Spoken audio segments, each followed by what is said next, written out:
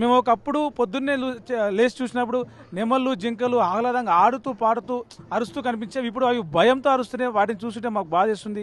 ఈ 400 ఎకరాల భూమిని ఎందుకు ఇట్లా ఆగం చేస్తున్నారని చెప్పేసి ఎస్వి విద్యార్థులు మాట్లాడుతున్నారు. చెప్పండి, మీకు ఏమనిపిస్తుంది ఈ ల్యాండ్ డిస్ట్రాక్షన్ ఇదంతా కూడా చూసి మీకు ఏమనిపిస్తుంది? అంటే మేము ఎస్ఎన్ స్కూల్ నుంచి మా పక్కనే అది ఆ రూట్. సో అక్కడ ఏమవుతుంది అంటే డైలీ మా క్యాంపస్ ముందు నెమ్మలీలు జింకలు అవి వస్తుండే. కానీ ఇప్పుడు ఆ రూట్ మొత్తం క్లోజ్ చేయడం వల్ల అక్కడ ఎవరిని వెళ్ళనివ్వట్లేదు. ఇప్పుడు మొత్తం అంతా క్లీన్ అయిపోయింది ఆల్మోస్ట్. కానీ అక్కడ ఇంకా నెమళ్ళు అరుస్తున్నాయి, ఇంకా ఒక జింక చనిపోయింది. సో మాకు చాలా అంటే ఈ ఈ యొక్క తెలంగాణ హైదరాబాద్లో మెయిన్ నేచర్ ఉన్న ప్లేస్ అంటే ఈ హెచ్సియునే. సో ఇక్కడ మనకి బ్రీతింగ్ లంగ్ స్పేస్ అనేది ఇక్కడ ఒక్కటే ఉంది.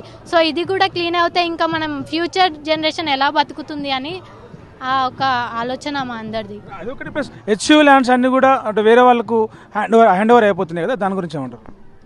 హ్యాండ్ ఓవర్ అంటే రేవంత్ రెడ్డి తీసుకుంటున్నాడు, కానీ ఇంకా వీళ్ళు మాకు ట్రాన్స్పరెన్సీ ఇవ్వట్లేదు. అడ్మిన్ బ్లాక్ కూడా మాకేం అర్థం అవ్వట్లేదు అసలు ఎక్కడి నుంచి ఏం కనెక్షన్ ఎక్కడ ఎలా అవుతుంది. ఇంకా స్టూడెంట్స్ని ఎందుకు వీళ్ళు కొడుతున్నారు అసలు? మేము ఇంకా పోరాడుతున్నాం దీనివల్ల, కానీ ఇంకా వాళ్ళు కూడా వచ్చి ఏం చెప్పట్లేదు మాకు.